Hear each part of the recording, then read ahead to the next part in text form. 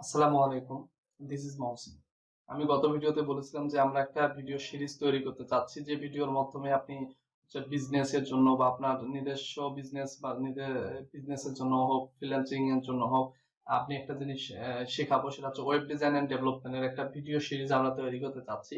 সেটা নিয়ে আমি এর আগের ভিডিওতে ডিটেলসে বলছি। তো আজকে হচ্ছে তার প্রথম পার্টে আমরা জানবো হচ্ছে এইচটিএমএল এর বেসিক গুলা।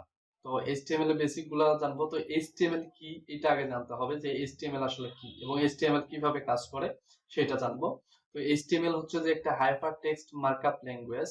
এটি একটি ল্যাঙ্গুয়েজ হচ্ছে, আপনারা সবাই জানেন যে ল্যাঙ্গুয়েজ হচ্ছে একটা ভাষা। এটা হচ্ছে কি টাইপ, এটা হচ্ছে টেক্সট টাইপ মার্কআপ ধরনের। এটা হচ্ছে টেক্সট টাইপ মার্কআপ ল্যাঙ্গুয়েজ, এটা হচ্ছে মার্কআপ। এই ভাষাটা হচ্ছে আমরা শুধু কম্পিউটারের যত আমরা ইন্টারফেসে যত যা দেখি না কেন, কম্পিউটারের ভেতর ওয়েবসাইট বলেন, যে কোনো ধরনের ওয়েবসাইট ইন্টারফেসটা, একটা কম্পিউটারের ভেতর আমরা যে ইন্টারফেসটা দেখি, সেই ইন্টারফেসটা যতটুকু দেখি সবটুকুই হচ্ছে একটা কোডের মাধ্যমে আমাদের সামনে উপস্থাপনা করা হয়। তো এই যে ভিতরের যে কোড গুলো আছে, এগুলা হচ্ছে বিভিন্ন ধরনের ফ্রেমওয়ার্ক আছে বা ভাষা আছে এখানে ব্যবহার। তো তার মধ্যে সর্বপ্রথম স্তর যেটা হচ্ছে বা সর্বপ্রথম যেটা দিয়ে লাগে আমাদের ওয়েব ডিজাইন এন্ড ডেভেলপমেন্টে, সেটা হচ্ছে যে এইচটিএমএল। তো এটা হচ্ছে প্রথম ধাপ একবারে, যে আমি ওয়েব ডিজাইন এন্ড ডেভেলপমেন্ট শিখতে গেলে আমাকে প্রথমেই এইচটিএমএল সম্পর্কে জানতে হবে। তো আমরা এইচটিএমএল সম্পর্কে প্রথমে বেসিক জানবো এবং পরবর্তীতে ডে বাই ডে আমরা ডিটেলসে জানবো।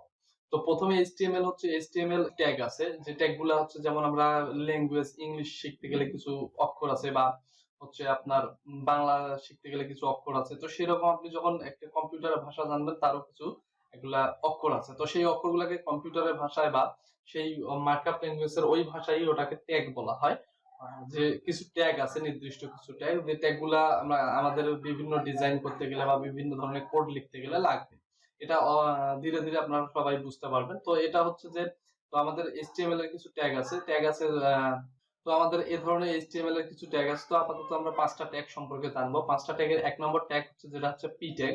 পি ট্যাগটা হচ্ছে কি ট্যাগ? প্যারাগ্রাফ। আপনার দেখা যায় যে ওয়েবসাইটের বিভিন্ন ধরনের যদি আপনি লেখা দেখবেন যে প্যারাগ্রাফ সাইজ, যেমন ডিটেলস বা ডিসক্রিপশন, যেটাকে ডিসক্রিপশন বলে, সেটা সেই টাইপ যে আমাদের প্যাসেজ গুলো আছে, প্যাসেজ গুলো সেগুলোকে প্যারাগ্রাফ ট্যাগ। এটাকে পি পি দ্বারা আমরা চিহ্নিত করি, এটা পি দ্বারা চিহ্নিত করে এটা কাজ করা হয়, এই জন্য এটাকে প্যারাগ্রাফ ট্যাগ বলা হয়। 2 নম্বরে হচ্ছে হেডিং ট্যাগ। যেটা হেডিং ট্যাগ হচ্ছে কি, প্যারাগ্রাফের উপরে যে আমরা বড় লেখা থাকে, কোনো কিছুর হেডিং থাকে, সেটাকে হেডিং ট্যাগ বলে।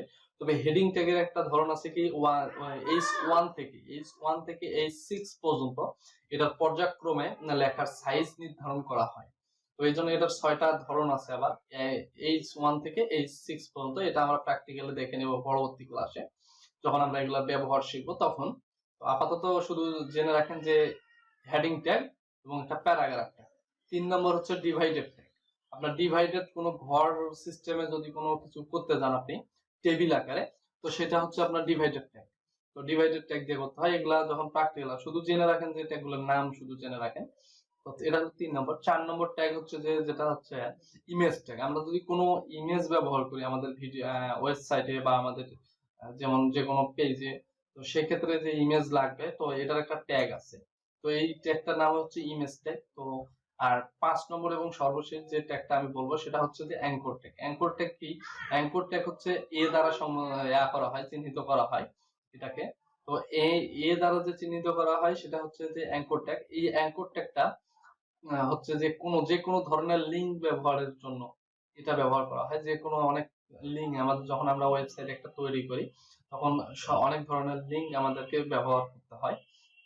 তো এই লিঙ্ক গুলা ব্যবহার করার জন্য আমাদেরকে ট্যাগ ব্যবহার করতে হয়, সেটা হচ্ছে এ ট্যাগ বা অ্যাঙ্কর ট্যাগ, সংক্ষেপে এ লিখি আমরা। তো এইগুলা সবগুলা প্র্যাকটিক্যাল আমরা দেখবো।